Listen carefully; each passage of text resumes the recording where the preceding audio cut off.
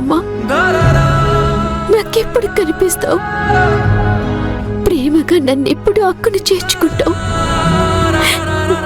నీ జాడు తెలుసుకోవడానికి నేను చేయని ప్రయత్నం అంటూ లేదమ్మా.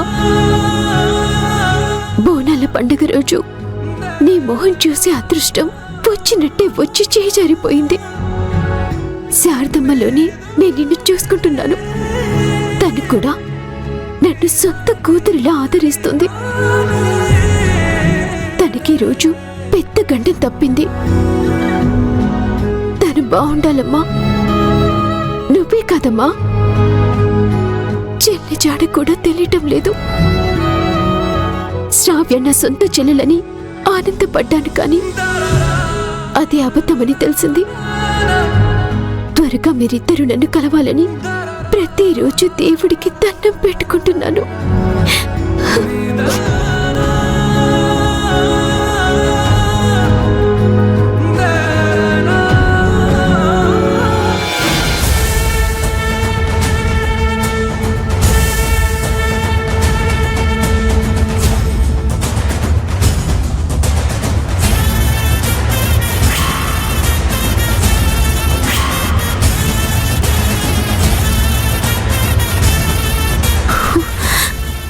చూసి నన్నెందుకు అంత కోపంగా చూస్తోంది?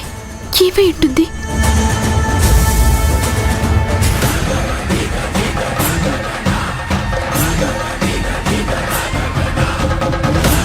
అత్తయ్య ప్లీజ్, అత్తయ్య వద్దత్తయ్య, ప్లీజ్ అత్తయ్య.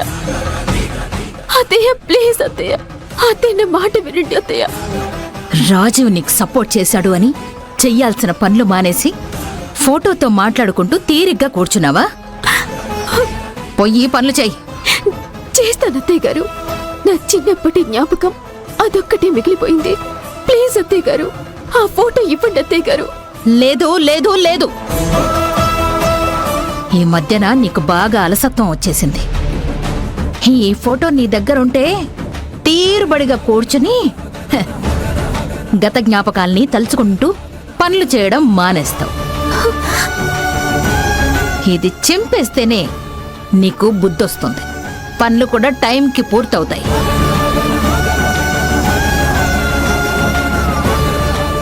అయ్యో అత్తయ్య ప్లీజ్ అత్తయ్య, అత్తయ్య వద్దత్తయ్య గారు. ఫోటో చింపొద్దు అత్తయ్య గారు. మీకు దండం పెడతాను, ఫోటో ఇచ్చేయండి అత్తయ్య గారు. చేతిని వదలో.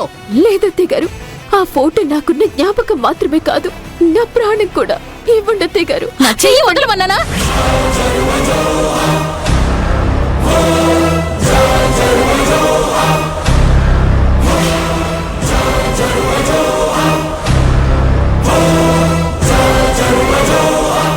ఇదే నీకు లాస్ట్ అండ్ ఫైనల్ వార్నింగ్. పనులు మానేసి ఖాళీగా కూర్చున్నా, చెప్పకుండా బయటకు వెళ్ళినా ఈసారి ఊరుకోను చెప్తున్నా.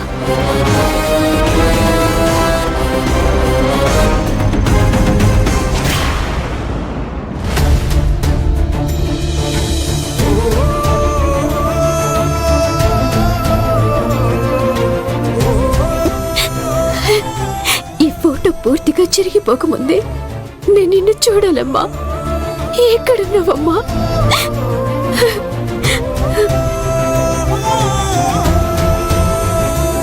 24 గంటల్లోగా మీ అమ్మ బొమ్మని గీస్తాను.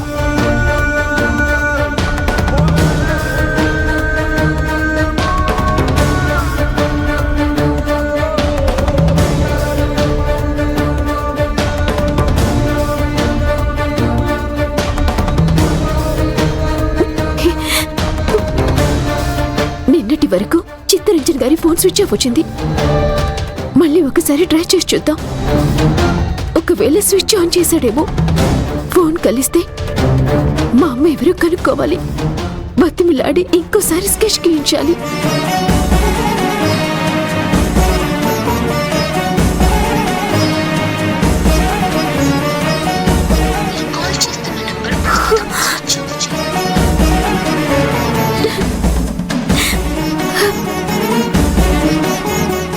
ఎందుకు చిత్తరంజన్ గారి ఫోన్ కంటిన్యూగా స్విచ్ ఆఫ్ వస్తుంది? సడన్ గా ఏమైపోయాడు? ఎక్కడున్నాడు? ఏదైనా ప్రాబ్లమా?